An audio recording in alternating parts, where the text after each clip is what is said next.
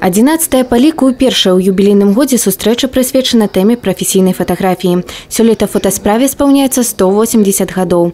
З калекцыі краязнаўчага музея наведвальнікам былі прадстаўлены здымкі з альбома графа Станіслава Касакоўскага, удзельніка фотавыставы 1901 года ў Варшаве. Берасцейскі памешчык неаднаразова быў узнагароджаны за свае творы і адзначаўся, як кажуць эксперты, якасцю і пачуццём фотаздымкаў.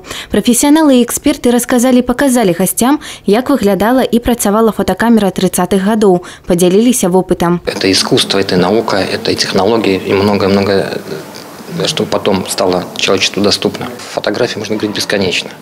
Сколько людей, столько мнений. Фотография, что это такое, хоть чуть-чуть знает каждый. А почему в заголовок вынесено профессионализм? Потому что, к сожалению, часто нас по жизни окружают не всегда профессионалы.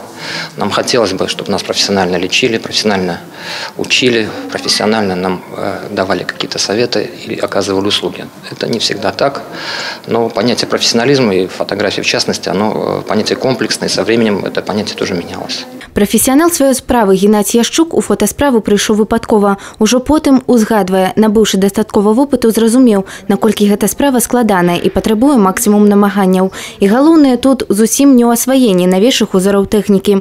Адзін з лепшых у сваёй практыцы здымкаў Геннадзь зрабіў на самую простую камеру. Фотография – это не просто функция памяти.